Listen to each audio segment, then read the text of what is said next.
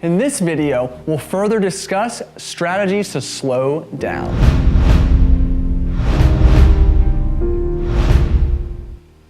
I understand that it's not possible to eat slowly at every meal. But if you can make a conscious effort to slow down every chance you get, and even turn a usual 5-minute snack into a 10-minute snack, I think you'll appreciate the benefits. Here are a few strategies to help you slow down. Take smaller bites. Cut your food into tiny pieces, like the size of a corn kernel or pea. This will increase the number of bites that need to be taken, which will slow you down. Chew thoroughly. Aim for 15 to 20 chews per bite. Seriously, grind that food up. Savor the flavor. Your taste buds are located on your tongue. Make sure each one experiences that piece of food while you're chewing. Put your utensil down between bites. After each bite, set your utensil back on the table, and maybe even consider taking a sip of water before your next bite. Again, you won't be able to incorporate these strategies each time you eat, but every bit of effort counts. And as we saw, the difference between inhaling and enjoying your food may be hundreds of calories throughout the day. Next, we'll discuss how specific types of protein may have a stronger satiating effect than others.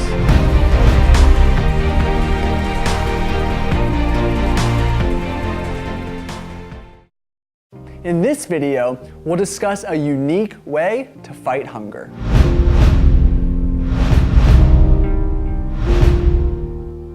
If you've dieted before, you're familiar with the fact that a higher protein approach is advantageous because of the positive impact it has on your appetite. If you're not familiar with this, or are looking for more information related to the benefits of eating more protein to lose more weight, please snag a copy of my free ebook called Eat More Protein to Lose More Weight. But when it comes to really fighting hunger, some proteins have a more pronounced impact than others. And one of those proteins is whey protein. Whey protein is a milk-based protein. You probably know it best for its fast digestion and muscle-building benefits. But what you may not know is that it packs a mighty appetite-suppressing punch, too. That's because it has been shown to positively impact the hunger hormones in your gut, the appetite control center in your brain, and blood glucose levels following a meal. Whey protein is composed of several bioactive compounds, or small molecules that exert powerful effects in your body. One of these compounds, glycomacroprotein, or GMP, increases the production of the satiety hormone cholecystokinin, which sends satiety signals to your brain. And apparently, GMP has a substantial impact on your appetite. A study published in the journal Appetite sought to determine the role GMP played in appetite regulation. Researchers provided subjects with a regular whey protein or a GMP depleted whey protein before they sat down to an all-you-can-eat meal. Subjects who drank the GMP depleted whey ate significantly more than the traditional whey group, which researchers attributed to the appetite-suppressing impact of GMP.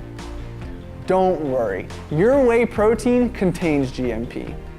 The GMP depleted version was created in the lab.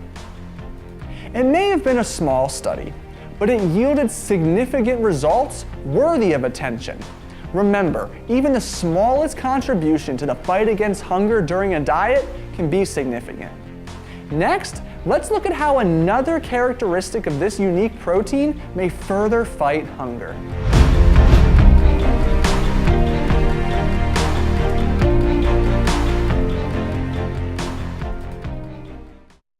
In this video, we'll further explore the hunger-fighting benefit whey protein provides.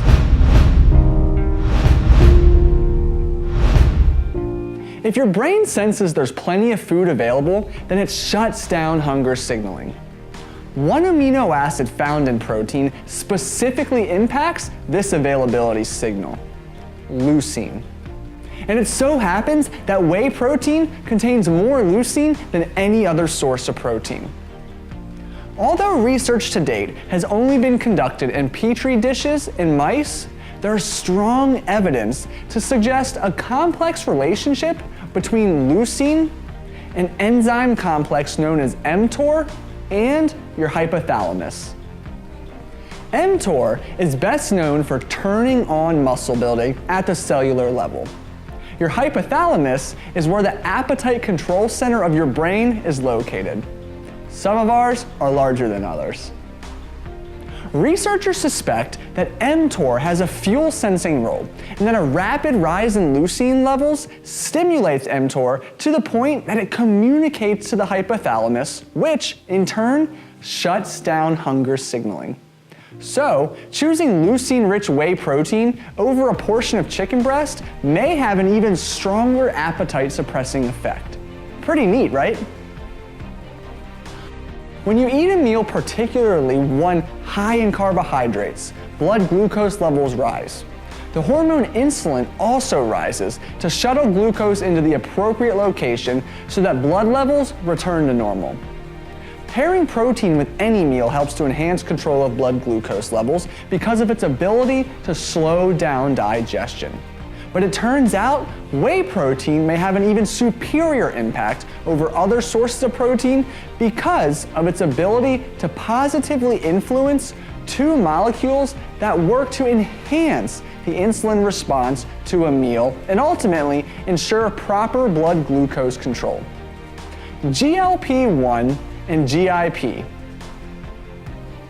With a greater rise in both GLP-1 and GIP, blood glucose levels are better controlled and return to normal in an appropriate time. Thus, you don't experience any massive swing from high to low levels, which ultimately creates a sense of hunger soon after eating a meal. Now, I don't expect you to consume whey as a primary protein source at each meal, but it may be something you consider adding once or even twice throughout the day.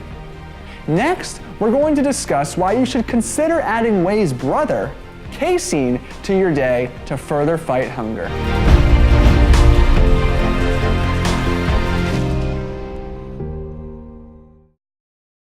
In this video, I'll convince you to choose casein protein.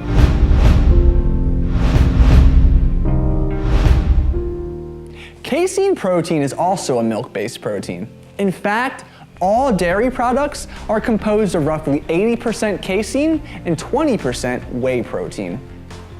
Casein is best known for its very slow digesting properties. It literally clumps in your stomach and may take 5 to 7 hours before it finally passes through to your small intestine. The most popular time to take casein protein is before bed. That's because the slow digesting nature of casein ensures a steady stream of protein is being delivered to your muscles throughout the night.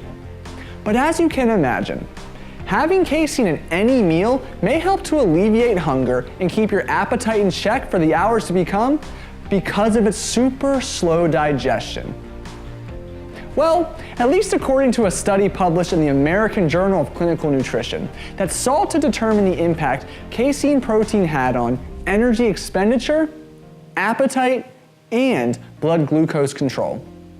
In this study, researchers split subjects into two groups and had them consume the same number of calories but varying amounts of protein per day, either 25 or 10% of total calories from protein.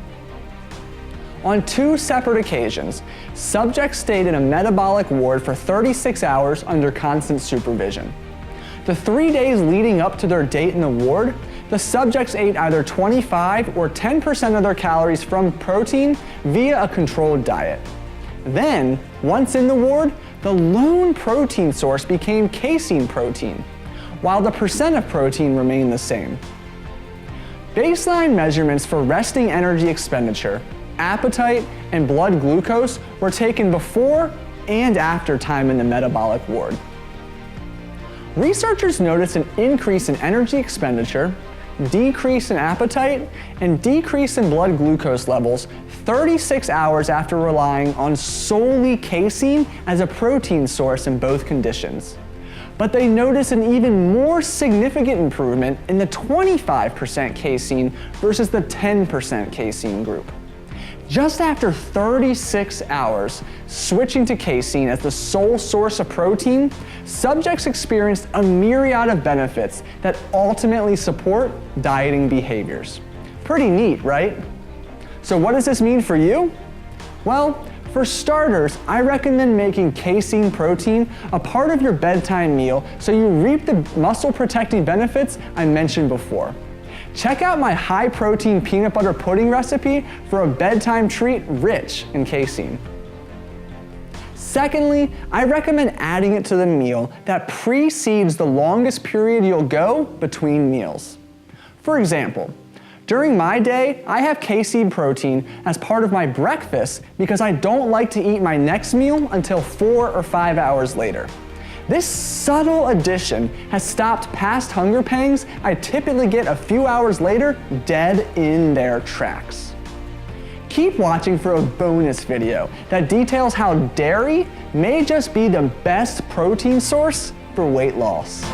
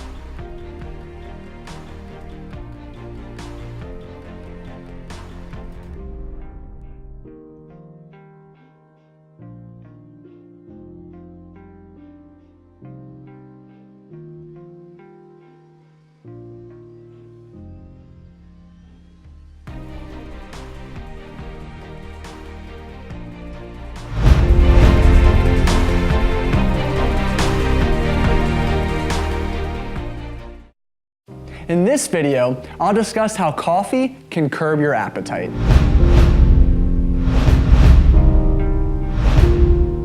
Coffee makes the world go round. Or maybe I should say, caffeine makes the world go round. And round. And round. Maybe I should have ordered decaf this morning. Jokes aside, you and I both know caffeinated coffee has a potent effect on our energy levels and focus. But coffee also has a strong impact on your appetite and may help to curb it when hunger hits. Good news, I know. Even better news, this benefit goes beyond caffeine. So if you prefer decaf, you can still reap the hunger-fighting benefits coffee offers. More than just caffeine, coffee beans also contain chlorogenic compounds, which are compounds that exert antioxidant-like effects in the body. And it's thought that the combination of caffeine and chlorogenic compounds found in the coffee bean have a positive impact on appetite hormones, specifically leptin, ghrelin, and peptide YY. If you dig into the research, you'll see mixed results as to whether caffeine truly suppresses appetite. Of course, no study is perfect, and there are always ample variables that may have contributed to a positive or negative outcome. But the consensus among coffee, not just caffeine, appears to be that there are some favorable hunger-fighting benefits. One neat study worth noting that demonstrated the uniqueness of the mighty coffee bean was published in the Journal of the American College of Nutrition. This study sought to determine the impact caffeinated and decaffeinated coffee had on appetite levels. Researchers split subjects into different groups and assessed ratings of hunger and levels of ghrelin, leptin, and peptide YY. Each subject participated in all 4 groups with a washout period in between. Both the caffeinated and decaffeinated beverages had a positive impact on hunger. However, what was striking was the fact that the decaffeinated group experienced a significantly greater rise in peptide YY. Although this was a small study, it lends support to the reality that coffee has more going for it than caffeine alone when suppressing hunger. So, if you're trying to curtail your appetite without caffeine, think in the evening, consider a decaffeinated concoction to help you get the job done. Earlier in the day, grab the stronger cup of joe. Next, we'll wrap this course up and recap the highlights.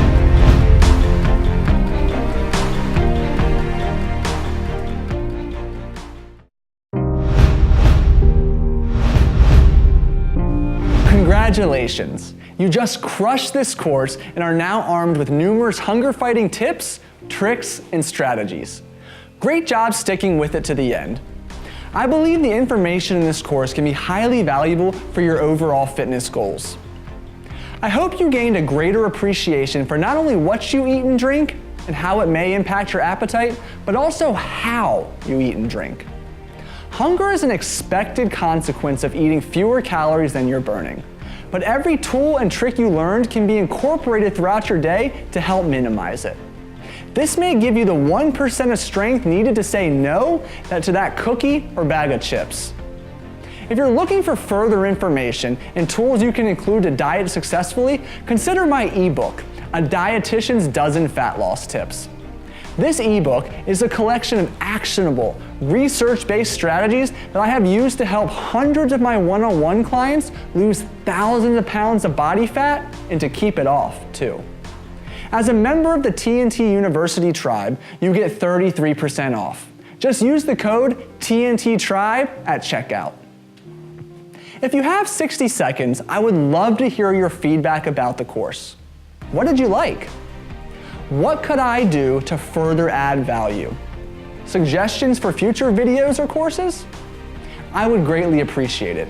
It will help me to better help you and many others down the road. Best of luck in your health and fitness goals. I'll see you soon.